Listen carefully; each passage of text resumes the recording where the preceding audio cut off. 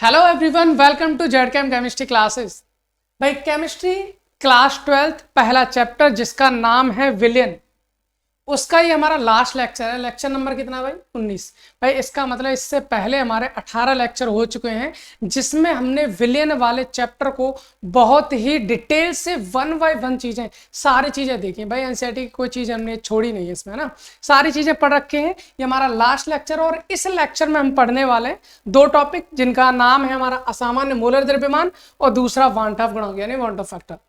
ये दोनों चीज क्या होती हैं इसके बारे में जान लेते हैं। छोटा सा लेक्चर रहेगा, ज्यादा बड़ा रहेगा नहीं, और ये हमारा अंतिम लेक्चर है विलियन वाले चैप्टर का। इसके बाद हम क्या करने वाले भाई, जब ये वाला लेक्चर हमारा हो जाएगा, इसका मतलब विलियन की पूरी थ्योरी क्लासेस हमने एक साथ डाल रखी है ना। इसके बाद हम स्टार्ट करेंगे इस चैप्टर के सारे न्यूमेरिकल क्वेश्चंस एनसीईआरटी की जितने भी रहेंगे, चाहे आपके वो एग्जाम्पल हो, चाहे आपके वो इंटेक्स्ट क्वेश्चन हो, चाहे आपके क्या हो, हम बोल सकते हैं एक्सरसाइज वाले क्वेश्चन हो, तो सभी को हम करेंगे इस लेक्चर के बाद। तो इस लेक्चर में हम बचा हुआ जो भी विलियन का पार्ट है उससे हम स्टार्ट कर लेते हैं। तो हमने बताया भाई कितने दो टॉपिक है अपने पास, असामान्य मोलर द्रव्यमान पहला और दूसरा है वांट ऑफ गुणांक। चले भाई बिना टाइम वेस्ट किए हम स्टार्ट कर देते हैं पहला टॉपिक जिसका नाम है असामान्य मोलर द्रव्यमान। बहुत ही बेहतरीन ढंग से समझेंगे सर इसको। कैसे समझेंगे सर? मेरे को पता है यहां पर मैं असामान्य मोलर द्रव्यमान पता है किसकी बात करेंगे? विलेय की। हमें पता है अगर मेरे को मान लीजिए विलेयन बनाना है तो मैं क्या करूंगा सर, एक बर्तन लूंगा, ठीक है। उस बर्तन में मैं क्या करता हूं, विलायक लूंगा। क्या लूंगा भैया? विलायक। ये ले लिया है मैंने विलायक। अगर मेरे को विलेयन बनाना है तो मुझे क्या मिलाना पड़ेगा भैया? इसमें विलेय मिलाना पड़ेगा सर। विलेय मिलाना पड़ेगा, विलेय जाके मिल जाएगा और बन क्या जाएगा? मेरा विलेयन बन जाएगा। भाई विलेयन वाला चैप्टर पढ़ रहे हैं, शुरुआत से कर क्या रहे हैं? विलेयन ही की तो बना रहे हैं। भाई हमने विलायक लिया, विलेय को इसमें मिलाया, मिलाने के बाद हम क्या देखते हैं भाई, जो विलेय मिलाया है इसका कुछ ना कुछ तो मोलर द्रव्यमान होगा। ये हम पहले ही निकाल चुके हैं भाई, और निकालना अपन को आता भी है। इसका कुछ ना कुछ क्या होगा भाई? मोलर द्रव्यमान अपना होगा। क्या सर जितना मिलाने से पहले था वही मोलर द्रव्यमान मिलाने के बाद रहता है या नहीं रहता है? ये दोनों पॉसिबिलिटी है भाई, रहता भी है और चेंज भी हो सकता है। सर कब रहेगा? अगर मान लीजिए दो टर्म होता है भाई। दो टर्म कौन कौन से होता है भाई? एक होता है संयोजन या संगुणन, उसको बोल सकते हैं संगुणन। इसका दूसरा नाम संयोजन भी लिख सकते हैं ना, संयोजन। और दूसरा होता है वियोजन। संगुणन या संयोजन का मतलब होता है जुड़ना, है ना, और वियोजन का मतलब होता है टूटना। अगर हमने जो विलेय मिलाया है भाई, इसमें जाकर अगर जो विलेय हमने मिलाया है, मिलाने के बाद ना तो उसमें कोई संगुणन हुआ है ना ही कोई वियोजन हुआ है, तो भैया जितना मोलर द्रव्यमान पहले था वही उसका मिलाने के बाद रहेगा, विलेयन बनाने के बाद रहेगा। लेकिन अगर उसमें संगुणन या संयोजन हो जाए या फिर वियोजन हो जाए तो उसका मोलर द्रव्यमान जितना होता है मिलाने से पहले उतना नहीं रहता, कुछ ना कुछ चेंज हो जाता है सर। उसी को हम कहते हैं असामान्य मोलर द्रव्यमान। क्या कहेंगे हम? असामान्य मोलर द्रव्यमान। आप कहेंगे सर ऐसे कैसे हो सकता है, आप ऐसे कैसे बोल सकते हो? चलिए एक काम करते हैं, एग्जाम्पल से समझ लेते हैं ना, एक एग्जाम्पल से समझते हैं भाई। ऐसे कर लेते हैं, नए पीस पे आ जाते हैं, यहां पर समझते हैं। आपको ये बताओ मोलर द्रव्यमान क्या होता है भाई? मोलर द्रव्यमान की अगर मैं बात करूं, मोलर द्रव्यमान, तो भाई मोलर द्रव्यमान होता है हमारा एक मोल अणुओं का द्रव्यमान, या फिर परमाणु हो तो परमाणु का द्रव्यमान, है ना। तो हम क्या कहेंगे भाई? एक मोल क्या? अवयवों का द्रव्यमान। जो भी हो, परमाणु हो, अणु हो, जो भी हो, मैं अवयव लिख देता हूं उसकी जगह। एक मोल अवयवों का जो द्रव्यमान होता है वही हमारा क्या होता है भाई? मोलर द्रव्यमान होता है। कहने का मतलब है मुझे हाइड्रोजन का मोलर द्रव्यमान निकालना, तो मैं क्या करूंगा भाई? हाइड्रोजन के एक मोल ले लूंगा, उनको तोलूंगा, जितना आएगा उसका मोलर द्रव्यमान आएगा। कार्बन का निकालना, कार्बन को लूंगा एक मोल, उनको तोलूंगा, जितना द्रव्यमान आएगा वो मेरा क्या हो जाएगा? कार्बन का मोलर द्रव्यमान हो जाएगा। अगर किसी अणु को मतलब वाटर को लेना है ना, जल का मोलर द्रव्यमान निकालना है, तो जल के एक मोल अणु ले लीजिए, उनको आप वेट देखेंगे, उनका जो वेट होगा दैट इज उसका वो क्या कहलाएगा? आपका मोलर द्रव्यमान कहलाएगा। भाई एक मोल का तो मतलब मैं जानता हूं सर, एक मोल का मतलब मैं जानता हूं क्या होता है भाई? एक मोल का मतलब होता है सर 6.022 × 10⁻23। इतना होता है सर 1 मोल का, जिसको हम क्या कहते हैं, अवोगाद्रो संख्या, जिसे हम Na से दिखाते हैं। इसका मतलब सर एक चीज हो गया, एक चीज हो गया। मोलर द्रव्यमान क्या होता है? मोलर द्रव्यमान होता है अवोगाद्रो संख्या, अवोगाद्रो संख्या के बराबर, यानी जितने अणु हैं अगर वो अवोगाद्रो संख्या के बराबर हैं तो उनका जो द्रव्यमान होगा वही हमारा क्या होता है, मोलर द्रव्यमान होता है। इतनी बात समझ में आ गई? चलिए सर एक चीज समझो, मान लीजिए मेरे पास है NaCl, मेरे पास में क्या है NaCl। अगर मैं इसको NaCl से पहले कुछ और लेते, NaCl से पहले मान लो यूरिया ले लिया मैंने, क्या ले लिया? यूरिया। यूरिया का फॉर्मूला क्या भाई? NH2, ठीक है, CONH2, यही होता है, होता है? बिल्कुल होता है सर। अगर मैं इसको पानी में डाल दूं, किस में डाल दूं? जल में, H2 में डाल दिया मैंने, यूरिया क्या रहेगा सर? अभी भी वो NH2CONH2 ही रहेगा और जल में डिजोल्व हो जाएगा। ना तो ये टूटेगा और ना ही इसमें कोई चीज आके जुड़ेगी, मतलब ना तो यहाँ पर कोई संयोजन हो रहा है और ना ही कोई वियोजन हो रहा है। भाई इसके 1 मोल, पहले भी 1 मोल मान लो लिया है हमने, 1 मोल लिया है, तो बाद में भी कितना मिलेगा इसका मिलाने के बाद? 1 मोल ही रहेगा उसमें, उसके मोलों में कोई फर्क नहीं पड़ेगा। भाई इसके 1 मोल में द्रव्यमान कितना होता है सर? नाइट्रोजन का 14 होता है, ठीक है, हाइड्रोजन का 1 होता है, 2 हाइड्रोजन 2 ले लिया, प्लस कार्बन का कितना होता है? 12, ऑक्सीजन का कितना होता है? 16, प्लस नाइट्रोजन कितना होता है? 14, प्लस हाइड्रोजन का 1, 2 हाइड्रोजन 2 ले लिया, सबको आप जोड़ो कितना हो जाएगा भैया? 60 हो जाता है।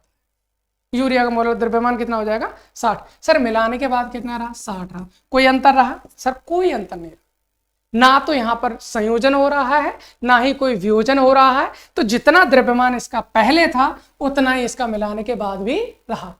लेकिन अगर हम ये कहें सर, किसकी बात कर लें, हमने बात कर ली NaCl की। सर NaCl की क्या कहानी है? अगर मैं मान लीजिए NaCl नमक है मेरे घर पे और मैंने उसको पानी में डिजोल्व किया, आपको सबको पता है सर, क्या पता है? Na+ मिलेगा और Cl- मिलेगा, यही है ना भाई? मान लीजिए NaCl मेरा कितना है? 1 मोल है। अगर मैंने NaCl को 1 मोल लिया तो मिलाने के बाद Na कितने मिलेंगे? 1 मोल Na मिल जाएगा, पर 1 मोल कितना मिल जाएगा मेरे को? Cl मिल जाएगा। मिलेगा नहीं मिलेगा? भाई एक चीज देखो, मेरे पास में 10 NaCl है, तो अगर मैं इनको पानी में घोल दूं तो 10 Na मिलेंगे, 10 Cl मिलेंगे। जब 1 मोल है तो एक मोल क्या मिल जाएंगे आपको? Na, और Na+ और 1 मोल मिल जाएंगे आपको Cl-। भाई अगर मैं इसका मोलर द्रव्यमान देखूं, ये 1 मोल का मतलब है इसके अवोगाद्रो संख्या के बराबर, यही तो हो गया अवोगाद्रो संख्या, यानी कि Na हमारे NaCl है और यहाँ पर कितने मिल जाएंगे? और उनको डिसॉल्व करते हैं तो Na आपके Na+ मिलाएंगे और Na आपके Cl- मिलेंगे। मतलब 1 मोल ये तो 1 मोल ये मिलेगा, 1 मोल ये मिलेगा, ठीक है। अब यहाँ से एक चीज देखो, इसके 1 मोल में भैया कितना द्रव्यमान है? सोडियम का होता है सर 23, ठीक है, क्लोरीन का होता है 35.5, 35.5। भाई जब इसको सॉल्व करोगे तो आपका आ जाता है 58.5, आता नहीं आता? बिल्कुल सही है सर। ये 58.5 जो है यानी 58.5 जो है ये NaCl का मोलर द्रव्यमान है। कब? जब मैंने पानी में उसको मिलाया, उससे पहले। लेकिन जब मैंने उसको पानी में मिला दिया तो उसके बाद मैं क्या देखता हूँ भाई सोडियम का जितना द्रव्यमान रहना है वो उतना ही रहेगा, क्लोरीन का जितना रहना है वो उतना ही रहेगा। यानी कि सोडियम का कितना है सर? 23 है, इसका कितना है? 35.5 है, 35.5 है। आपने कहा सर ये तो अभी भी 58.5 बैठ रहा है, आपने मना क्यों किया? भैया मना इसलिए किया क्योंकि यहाँ पर जो 58.5 बैठ रहा है उसके अणुओं की संख्या कितनी हो गई? Na दोनों को मिलाओगे तो ये हो जाएगी 2Na। कहने का मतलब ये जो 58.5 अवयव मोलर द्रव्यमान आ रहा है ये 2 मोल का आ रहा है। कितने का आ रहा है? 2 मोल का। तो मुझे अगर 1 मोल में चाहिए तो मुझे कितना करना पड़ेगा भाई? 58.5/2, इसका आधा हो जाएगा है भाई। मोलर द्रव्यमान क्या होता है सर? मोलर द्रव्यमान होता है जो भी हमारे 1 मोल अणुओं की संख्या का द्रव्यमान। तो यहां पर तो जब पानी में मिलाया उससे पहले 1 मोल था, पानी में मिलाने के बाद तो 2 मोल हो गए ना, है उतना ही द्रव्यमान 2 मोल का हो गया। तो भाई अब 1 मोल का कितना रहेगा? 2 से डिवाइड कर दीजिए, इतना रहेगा। क्या पानी में मिलाने से पहले जितना मोलर द्रव्यमान था उसका पानी में मिलाने के बाद उतना रहा? हम कहेंगे सर बिल्कुल नहीं रहा, चेंज हो गया। तो सर जितना चेंज होके आया ना इसी को हम बोलते हैं असामान्य मोलर द्रव्यमान। सर अब इसको ना हम इसकी डेफिनेशन लिखते हैं कि होता क्या है, असामान्य मोलर द्रव्यमान अपना होता क्या है। तो भैया हमने एक चीज जान ली, एक चीज क्या जान ली अभी बताते हैं। एक चीज क्या जानी हमने सर ये जाना है हमने ये जाना। अगर मैं इसकी डेफिनेशन की बात कर लेता हूं कि असामान्य मूलक द्रव्यमान क्या होता है, जब किसी विलेय को विलायक में मिलाया जाता है विलयन बनाने के लिए, तो यदि उसका विलेय में संगुणन या वियोजन होता है तो उससे उसका मूलक द्रव्यमान, सामान्य मूलक द्रव्यमान परिवर्तित हो जाता है। प्राप्त मूलक द्रव्यमान को असामान्य मूलक द्रव्यमान कहते हैं, है ना। हम कहेंगे जब विलेय को विलायक में मिलाया जाता है, विलायक में मिलाया जाता है तो वियोजन तथा संगुणन, वियोजन तथा संगुणन के कारण, वियोजन तथा संगुणन के कारण विलेय के मूलक द्रव्यमान में, विलेय के मोलर द्रव्यमान में परिवर्तन हो जाता है, हो जाता है। प्राप्त मोलर द्रव्यमान को,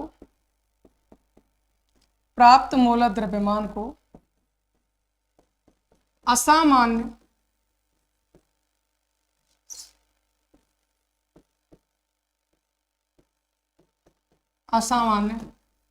मोलर द्रव्यमान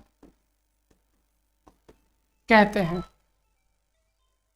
असामान्य मोलर द्रव्यमान कहते हैं।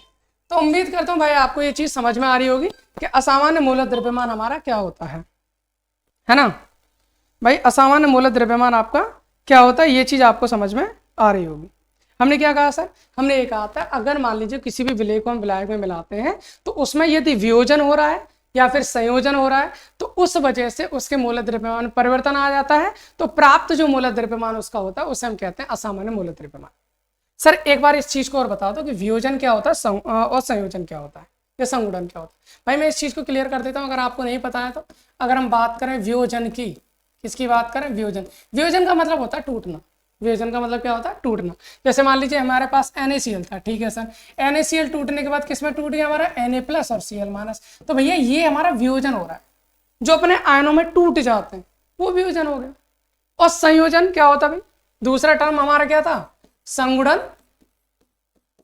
संगुणन या संयोजन, संगुणन या संयोजन। अगर हम इसकी बात करें तो इसमें क्या होता है, एग्जाम्पल ले सकते हैं हम CH3COOH, यह है हमारा एसिटिक अम्ल। क्या है हमारा, एसिटिक एसिड है। इसके जो दो अणु होते हैं ये आपस में मिलने के बाद CH3COOH का होल ट्वाइस बना लेते हैं सर, ये हमारा बन जाता है डायमर। ये क्या बन जाता है हमारा, डायमर। मतलब दो एसिटिक अम्ल के मॉलिक्यूल आपस में मिलने के बाद क्या बना लेते हैं, एक डायमर बना लेते हैं, यानी दो अणु आए और आपस में आके जुड़ गए, तो ये क्या हुआ, संयोजन। जुड़ना है तो संयोजन, टूटना है तो वियोजन। बता इतना जानना है, इससे ज्यादा कुछ जानना नहीं। सर एक क्वेश्चन हमारे पास ये भी आया था, चलो क्लियर कर देता है कि ये दोनों क्यों टूटे, ये तो हमें पता चले क्योंकि आयन में बने टूट गए। सर ये दोनों कैसे जुड़ गए, ये दोनों हमारे कैसे जुड़ गए, तो इसका भी रीजन समझ लीजिए भैया कैसे होता है। देखिए हमारे पास है एसिटिक अम्ल के दो फॉर्मूले, CH3 single bond C double bond O single bond OH। क्या मैं ऐसे लिख सकता हूँ, बिल्कुल लिख सकता हूँ, CH3COOH। इसका एक और अणु ले लीजिए सर, क्योंकि दो अणु लेने हैं अपन को। यहाँ CH3 single bond C double bond O single bond O single bond H, ये हो जाएगा CH3COOH। भाई ये भी एसिटिक एसिड है, ये भी एसिटिक एसिड है। होगा क्या, होगा क्या सर, होगा ये, यहाँ पर अगर हम देखें प्यार से भाई, कार्बन और ऑक्सीजन इन दोनों में इलेक्ट्रोनेगेटिविटी का डिफरेंस होगा, बिल्कुल होगा। सर वैद्युत ऋणात्मकता किसकी ज्यादा होती है, ऑक्सीजन की। ऑक्सीजन अपने इलेक्ट्रॉन को ज्यादा खींचेगा तो ऑक्सीजन पे क्या आ जाएगा, नेगेटिव, और कार्बन पे आ जाएगा पॉजिटिव। सर ये कहानी जो यहाँ है वो यहाँ पर भी तो होगी, ऑक्सीजन और हाइड्रोजन में क्या, ऑक्सीजन की ज्यादा तो ऑक्सीजन पे नेगेटिव और हाइड्रोजन पे पॉजिटिव। सर जैसा यहाँ हुआ है वैसा इधर भी तो होना है, बिल्कुल होना है सर। कार्बन पे पॉजिटिव आ जाएगा, ऑक्सीजन पे नेगेटिव आ जाएगा, ऑक्सीजन पे नेगेटिव आ जाएगा, हाइड्रोजन पे पॉजिटिव आ जाएगा। भाई जब पॉजिटिव नेगेटिव इसमें होंगे, पॉजिटिव नेगेटिव इसमें होंगे तो होगा क्या भाई, होगा ये होगा भैया ये क्या नेगेटिव इस पॉजिटिव को क्या करेगा, अट्रैक्ट करेगा। ये नेगेटिव इस पॉजिटिव को क्या करेगा, अट्रैक्ट करेगा, जिस कारण दो एसिटिक एसिड के जो फॉर्मूले हैं वो आपस में आके क्या हो जाएंगे, जुड़ जाएंगे, और इसी को हम क्या कहते हैं भैया, संगुणन। इसी को हम क्या कहेंगे, संगुणन, मतलब जुड़ना। तो मुझे लगता है, उम्मीद करता हूं आपको समझ में आया होगा कि वियोजन क्या होता है और संगुणन क्या होता है। अब हमारा एक सिंपल सा फॉर्मूला, अब हमारा एक क्वेश्चन ये आता है सर, चलो आपने बता दिया सामान्य मूलक द्रव्यमान क्या होता है। जब किसी विलायक में कोई विलेय मिलाया जाता है तो विलेय में संयोजन या वियोजन के कारण उसके मूलक द्रव्यमान परिवर्तित हो जाता है, उस द्रव्यमान को हम बोलते हैं असामान्य मूलक द्रव्यमान। अब सर क्वेश्चन ये होता है कि अगर मान लीजिए मैं असामान्य मूलक द्रव्यमान निकालना है तो कोई फॉर्मूला होगा उसके लिए? बिल्कुल होगा सर, फॉर्मूला होगा। तो उस फॉर्मूला क्या होगा वो बता दीजिए। चलिए हम बात कर लेते हैं कि फॉर्मूला हमारा क्या होगा। ठीक है, तो यहीं पर हम लिख लेते हैं फॉर्मूले को, यहीं पर हम लिख लेते हैं फॉर्मूले को। क्या होगा हमारा फॉर्मूला, देखिए भाई हम फॉर्मूला यहां पर लिखते हैं। अगर हमको चाहिए असामान्य मूलक द्रव्यमान,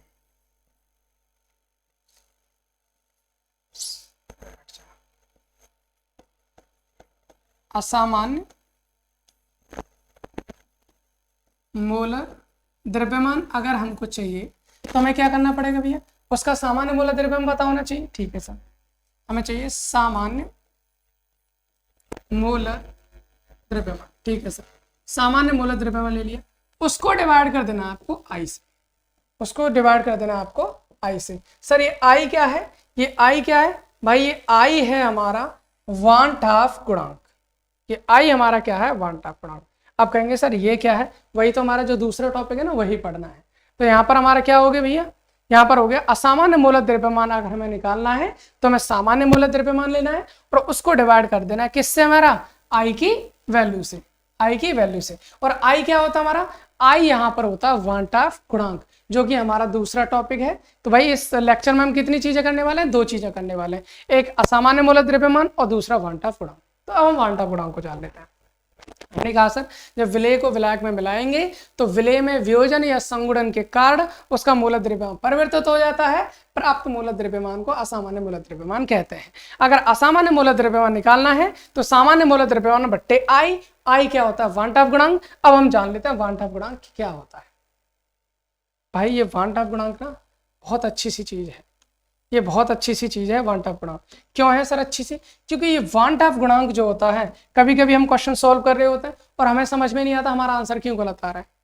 उसका मेन कारण जो हमारा रहता है ना वो भाई यही रहता है वांट ऑफ गुणांक का। क्यों, क्योंकि भाई वो इसलिए रहता है क्योंकि हमने कितने गुणधर्म पढ़े भैया, अणुसंघ गुणधर्म 4 हैं, वाष्प का अपेक्ष अवनमन, क्वथनांक का उन्नयन, हिमांक का अवनमन और पराशर दाब, ये सारे पढ़ चुके हैं भाई। हम ये चारों के चारों अणुसंघ गुणधर्म पढ़ चुके हैं भाई। इन सबके गुणधर्म जो होते हैं, इनके सबके आंसर्स किस पर निर्भर करते हैं, हमारे वांट ऑफ गुणांक पर।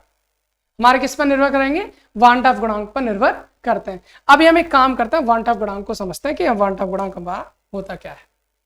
देखिए सर, वांट ऑफ गुणांक बताता है किसी भी जब कोई विलेय को हम मिलाते हैं तो उसमें कितना संयोजन हो रहा है, कितना वियोजन हो रहा है। यानी कि हम यहाँ पर बोल सकते हैं भैया वांट ऑफ गुणांक जो है हमें क्या बताएगा, संयोजन तथा वियोजन की मात्रा। ये बताता है संयोजन तथा वियोजन की सीमा। संयोजन तथा वियोजन की सीमा मतलब भाई कितना संयोजन हो रहा है, कितना वियोजन हो रहा है, वो चीज कौन बताता है, हमारा वांट ऑफ गुणांक बताता है। और वांट ऑफ गुणांक जो है भाई अणुसंघ गुणधर्म के लिए सबसे बेस्ट होता है। ये अणुसंघ गुणधर्म के लिए हमारा क्या होता है, मैं आपको बता दूं। यहाँ पर पहले हम फॉर्मूला लिख लेते हैं अणुसंघ गुणधर्म का। हम क्या लिखेंगे, ये फॉर्मूला होता है हमारा प्रेक्षित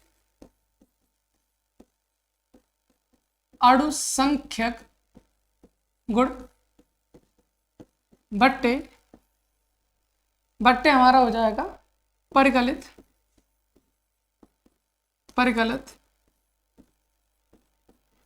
अणुसंख्यक गुण। भाई आपने जो हमने फॉर्मूले पढ़े थे, कौन कौन सा था हमारा, था वाष्प का अपेक्ष अवनमन, क्वथनांक का उन्नयन, हिमांक का अवनमन, पराशर दाब, यही था भाई। वो जो हमने निकाले थे वो थे हमारे परिकलित यानी कि कैलकुलेटेड।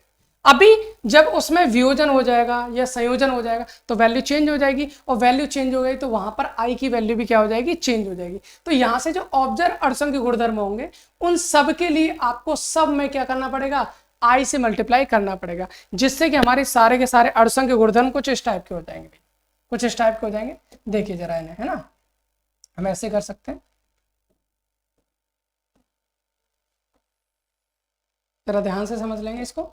हमने पहला क्या था हमारा, वास्तव का आपेक्षिक अवनमन, और वास्तव आपके आपेक्षिक अवनमन के लिए फॉर्मूला क्या था हमारा भाई, हमारा फॉर्मूला ये था sir, delta P upon P not बराबर किसके था, delta P upon P not बराबर था हमारा किसके, विलेय के मूलंश, विलेय के मूलंश के बराबर था। Delta P upon P not क्या था हमारा, विलेय के मूलंश के बराबर था। भाई अगर आपका उसमें वियोजन या संयोजन हो रहा है तो ये फॉर्मूला इतना नहीं रहता सर, ये फॉर्मूला इतना नहीं रहता, तो फिर क्या रहता है आपको इसमें, अगर आपको ऑब्जर्व वैल्यू निकालनी, ये तो कैलकुलेटेड वैल्यू हो गई, यानी जो हम कैलकुलेट करके निकालते हैं, लेकिन एक्चुअल में वैल्यू अगर आपको निकालनी है तो यहां पर आई से मल्टीप्लाई आपको करना पड़ेगा। हमने इसमें दो फॉर्मूले लिखे थे भाई पहले में, एक तो क्या लगा था, delta P upon P not बराबर क्या, मोल अंश किसके, विलेय के, और दूसरा हमने ये लिखा था delta P upon P not बराबर क्या था हमारा, W1 बट्टे M1 इंटू यहाँ पर W2, और ये बट्टे M2 कहाँ पहुंच जाता है, ऊपर पहुंच जाता है। भैया यहाँ पर भी आपको क्या करना पड़ेगा, आई से मल्टीप्लाई करनी पड़ेगा। अगर भाई आपने अगर ये अड़संग के गुणधर्म नहीं पढ़े हैं चारों तो जाकर पढ़ लीजिए, क्योंकि उससे पहले आपको ये चीजें समझ में नहीं आएंगी। दूसरा अड़संग के गुणधर्म कौन सा था भाई, दूसरा हमारा अड़संग के गुणधर्म था क्वथनांक का उन्नयन। वहां पर भी हमने दो फॉर्मूले पढ़े थे सर, कौन सा पढ़ा था, एक था हमारा डेल्टा टीवी बराबर कितना था, केवी इंटू मोलैलिटी, मोलर था है, डेल्टा टीवी बराबर क्या था, यानी क्वथनांक में जो उन्नयन होता है वो क्या होता है, केवी गुणा मोललता के। लेकिन अगर एक्चुअल वैल्यू आपको देखनी है तो क्या मल्टीप्लाई करना पड़ेगा, आपको आई से मल्टीप्लाई करना पड़ेगा। तो कुल मिलाकर सभी अड़संग के गुणधर्मों में आपको आई से मल्टीप्लाई कर देना है। इसका दूसरा फॉर्मूला हमने ये निकाला था, डेल्टा टीवी बराबर KV into W1 into 1000 divide by M1 into W2, और यहाँ पर भी किससे मल्टीप्लाई कर देंगे, हम आई से मल्टीप्लाई कर देंगे। ये हो जाएगा हमारा क्वथनांक का उन्नयन, सेकंड वाले अड़संग गुणधर्म।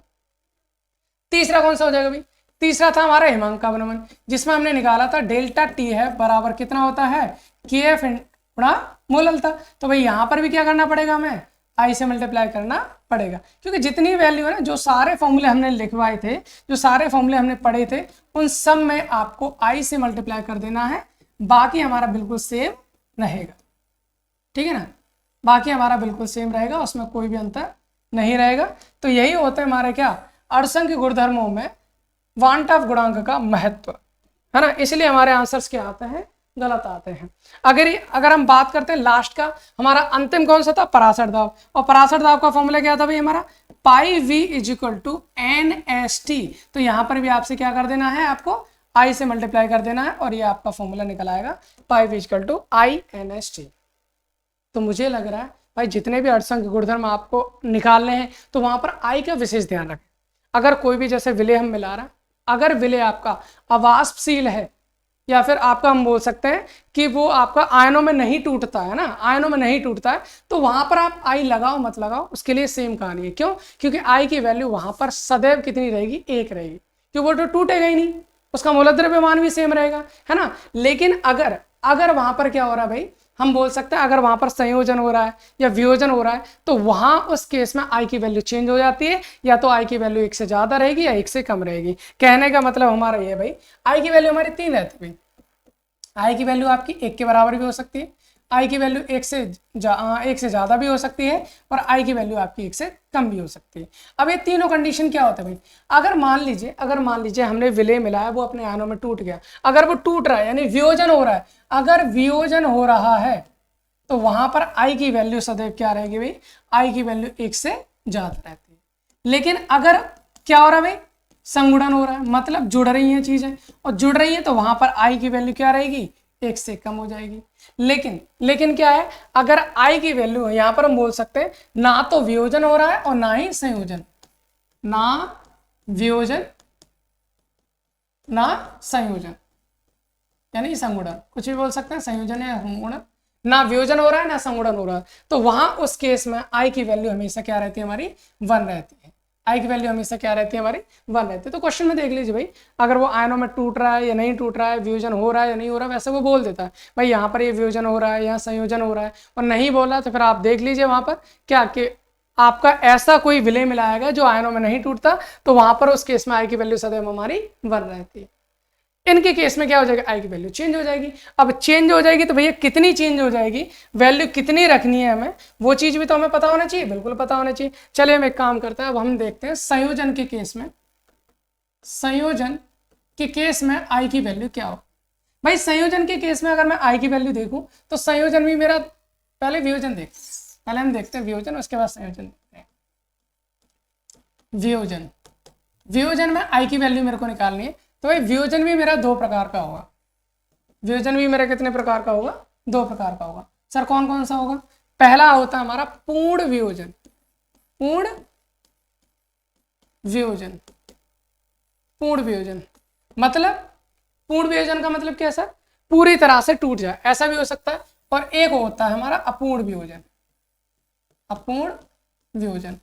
कहने का मतलब यह है, कहने का मतलब यह है, मैंने मान लीजिए 100 ग्राम NaCl डाला नमक में, है ना, तो वो भाई क्या गया Na+ और Cl- में टूट जाएगा। अगर वो 100% टूट रहा है तो पूर्ण वियोजन हो गया। अगर 100% नहीं टूट पा रहा है, 80% टूट रहा है, 70% टूट रहा है, 60% टूट रहा है, मतलब सारे के सारे मॉलिक्यूल नहीं टूट पा रहे हैं, कुछ ही टूट पा रहा है, तो हमारा क्या हो जाता है, अपूर्ण वियोजन हो जाता है। अब पूर्ण वियोजन में आई की वैल्यू क्या होगी, अपूर्ण वियोजन में आई की वैल्यू क्या होगी, ये समझ लेता है भाई। तो यहां से अगर हम बात करें आई की वैल्यू हमारी, अगर मैं पूर्ण वियोजन की बात करूं तो यहां से आपको याद रखना आई बराबर, मैं डायरेक्ट बता देता हूं, आई बराबर हमारा क्या हो जाएगा, आयनों की संख्या, प्राप्त आयनों की संख्या, आयनों की संख्या, ये हो जाएगी भैया हमारी आई की वैल्यू। जैसे फॉर एग्जांपल मैंने लिया सर NaCl है, ठीक है, NaCl को मैं तोड़ूंगा Na+ मिल जाएगा, ठीक है, Cl- मिल जाएगा, ठीक है। कितने आयन मिले भाई, एक और एक 2 मिले आयन, तो आई की वैल्यू यहाँ से कितनी हो जाएगी, 2 हो जाएगी, ठीक है सर। एक और ले लो, मान लीजिए CaCl2, मैंने लिया भाई CaCl2, मैंने इसको ब्रेक किया, मेरे को क्या मिलेगा यहाँ से Ca++ plus 2Cl negative. Ion कितने मिले, एक कैल्शियम और 2 Cl, तो कितने मिल गए मेरे को, 3 आयन, तो यहाँ से आई की वैल्यू हो जाएगी मेरी 3।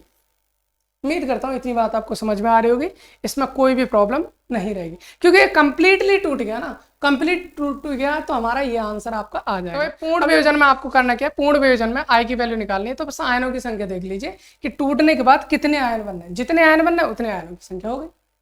मान लीजिए अपूर्ण वियोजन है तो मैं इसका डायरेक्ट फॉर्मूला बता देता हूँ। आई की वैल्यू आपको कैसे निकालनी है, आई की वैल्यू आपको निकालनी है 1 प्लस आपका हो जाएगा कितना, यहां से हम कर सकते हैं n-1 अल्फा, n-1 अल्फा, ये आपका फॉर्मूला हो जाएगा n-1 अल्फा। ये n क्या है सर, n वही है आपका, n वही है आपका आयनों की संख्या, यहाँ पर लिख सकते हैं n आपका क्या हो जाएगा, n हो जाएगा आयनों की संख्या, n बराबर आयनों की संख्या, जितने आयन बनने हैं उनकी संख्या है, तो जितने आयन बनने, अगर पूर्ण वियोजन हो रहा है तो वही आयनों की संख्या आपकी क्या हो जाएगी, आई की वैल्यू। लेकिन अगर अपूर्ण वियोजन है, जैसे फॉर एग्जांपल मैंने ले लिया NaCl को ही, तो NaCl को मैं ब्रेक करूंगा तो क्या बन जाएगा मेरा, Na+ और Cl-, यही बन जाएगा। तो यहां से अब आई की वैल्यू आप निकालोगे तो आई हो जाएगा 1 प्लस n की वैल्यू क्या भाई, आयनों की संख्या, कितने आयन है, एक और एक 2 आयन है सर, 2 में से घटाएंगे कितना बचेगा, 1 बचेगा, तो वहां पर अल्फा यानी कि 1 अल्फा, तो आई की वैल्यू हो जाएगी, आई इक्वल टू हो जाएगा 1 प्लस अल्फा। मान लीजिए अपूर्ण वियोजन हमारा किसका है, CaCl2 का, तो इसको हम ब्रेक करेंगे तो अपन को क्या मिलेगा, Ca++ प्लस 2Cl-, कितने आयन मिले भैया, 3, तो यहाँ पर आई की वैल्यू हो जाएगी हमारी 1 प्लस, आयन कितने हैं, 2 और एक 3 आयन है, 3 में से घटाएंगे बचेगा 2, तो यहाँ पर हो जाएगा 2 अल्फा, यहाँ से हो जाएगा I equal to 1 plus 2 alpha, I equal to 3 alpha. अगर मान लीजिए 4 आयन बने, वहाँ 1 प्लस 3 अल्फा हो जाएगा, 5 आयन बनेंगे तो 1 प्लस 4 अल्फा हो जाएगा। इस तरह से आप अपूर्ण वियोजन में आई की वैल्यू को निकाल लेंगे और यहाँ पर पूर्ण वियोजन में आप आई की वैल्यू को निकाल लेंगे। सर ये अल्फा क्या है, अल्फा क्या है, अगर हम अल्फा की बात करें तो अल्फा होता है हमारा क्या, वियोजन की मात्रा, वियोजन की मात्रा। वियोजन की मात्रा कैसे सर, ये आपको क्वेश्चन में दे रखी होती है, आप इजीली निकाल सकते हो। उसने बोला मान लीजिए 80% है, 80% वियोजन हुआ है, तो अल्फा की वैल्यू कितनी हो जाएगी, 80/100 मतलब 0.8, ये हमारी अल्फा की वैल्यू होगी। अल्फा की वैल्यू हमेशा या तो 1 आएगी या 1 से कम आएगी, इससे ज़्यादा नहीं आती। तो बस इतना ही ध्यान रखना है। तो ये होगी हमारी वियोजन की मात्रा निकालते हुए अल्फा की वैल्यू। और यहाँ से हम अगर वियोजन हमारा होता है या तो पूर्ण वियोजन होगा या अपूर्ण वियोजन होगा, दोनों के केस में वांटाफ गुणांक यानी कि आई की वैल्यू कैसे निकाल सकते हैं वो भी आपको समझ में आ गया होगा। अब हम बात कर लेते हैं संयोजन के केस में भाई। तो संयोजन के केस में भी मैं डायरेक्ट ही आपको फॉर्मूला बता रहा हूँ। संयोजन, क्योंकि आपके लेवल पे इतना ज़्यादा डिटेल वो आता नहीं है तो हम वहाँ पर इतनी ज़्यादा चर्चा नहीं कर रहे हैं, डायरेक्ट फॉर्मूला बता रहे हैं ताकि आपको आई की वैल्यू निकाल सको और आई की वैल्यू डायरेक्ट आप क्वेश्चन में पुट करेंगे, आपको सॉल्यूशन मिल जाएगा। ठीक है, इसका भी हम क्या करते हैं, डायरेक्ट फॉर्मूला जानते हैं। आई बराबर हो जाएगा आपका 1 minus n minus 1 alpha by n minus 1 alpha by n। और ये n क्या है हमारा, n है हमारा यहाँ पर क्या, यहाँ पर आपके आयनों की संख्या भाई, या फिर हम बोल सकते हैं यार सॉरी अणुओं की संख्या रहेगी। जैसे फॉर एग्जांपल अगर हम यहाँ पर बात करते हैं हमारे 2a हैं और 2a मिलने के बाद क्या बना रहा है, एक a बना रहा है। सर इसके लिए i की वैल्यू कैसे निकालेंगे, आप यहाँ पर लिखोगे 1 माइनस n कितने यहाँ पर 2, 2 में से एक गया तो कितना बचेगा 1, तो 1 अल्फा आएगा बट्टे क्या आ जाएगा n की वैल्यू 2, तो 1 माइनस 1 माइनस अल्फा बाई 2। अगर मान लीजिए आपको मिलता है 3a है और 3a से मिलने के बाद आपका बन रहा है a3, क्या बना आपका a3 मिल रहा है। इसके लिए i की वैल्यू क्या रहेगी, i बराबर हो जाएगा, यहाँ से i बराबर हो जाएगा 1 माइनस कितना भाई 3 है, 3 में से कितना जाएगा, एक जाएगा बचेंगे 2, तो ये हो जाएगा 2 अल्फा बट्टे 3। तो यहाँ से ये हो जाएगी हमारी i की वैल्यू। उम्मीद करता हूँ चाहे आपका वियोजन हो चाहे आपका संयोजन हो, i की वैल्यू आप निकाल सकते हो। वांटाफ गुणांक आपको निकालना आ गया होगा। तो यहीं पर हमारा लेक्चर पूरा का पूरा, लेक्चर ही नहीं हमारा चैप्टर भी यहीं पर हमारा फिनिश हो जाता है। तो इसमें हमने 2 चीज़ें पढ़ी थी, अब दोनों चीज़ों को एक बार फिर से समराइज करके सुन लेते हैं, उसके बाद हमारा लेक्चर भी चैप्टर भी दोनों चीज़ खत्म हो जाएगा। अब इसके न्यूमेरिकल्स करने में है ना, ये हमारा भाई क्लास 12 यूपी बोर्ड चैप्टर 1 विलियन जो चैप्टर हमारा चल रहा था उसका ये अंतिम लेक्चर था, लास्ट लेक्चर था, लेक्चर नंबर 19 है ना। इसमें हमने 2 चीज़ें पढ़ी भाई, असामान्य मूलक द्रव्यमान और वांटाफ गुणांक। असामान्य मूलक द्रव्यमान क्या होता है, जब किसी विलय को विलायक में मिलाया जाता है तो विलय का संयोजन या वियोजन होने के कारण उसका मूलक द्रव्यमान परिवर्तित हो जाता है, उसे हम असामान्य मूलक द्रव्यमान कहते हैं। असामान्य मूलक द्रव्यमान निकालना है या अर्धसंख्यक गुणधर्म निकालने हैं तो आपको वांटाफ गुणांक की जरूरत पड़ेगी, और वांटाफ गुणांक निकालना है तो आपको 2 चीजें बताई थी, या तो संयोजन होगा या वियोजन होगा। अगर वियोजन होगा तो पूर्ण वियोजन के लिए जितने आयन है वही उसका वांटाफ गुणांक हो गया। अपूर्ण वियोजन में आपको फॉर्मूला क्या बताया भाई, वहां पर बताया आई बराबर n माइनस 1 अल्फा, इससे हम निकाल लेंगे। यदि आपका संयोजन हो रहा है तो संयोजन में क्या हो जाएगा 1 minus n minus 1 alpha divide by n, है ना। तो ये हमारा क्या हो जाता है, संयोजन के लिए हो जाता है। उम्मीद करता हूँ इतनी बातें समझ में आई होंगी। चलिए अब नेक्स्ट क्वेश्चंस के लिए रेडी रहिए, हम क्वेश्चंस करेंगे, कल से आपको लेक्चर मिलते रहेंगे। इस लेक्चर को मैं यहीं समाप्त करते हैं, मिलते हैं अपने अगले लेक्चर में एक नई एनर्जी के साथ। Thanks for watching.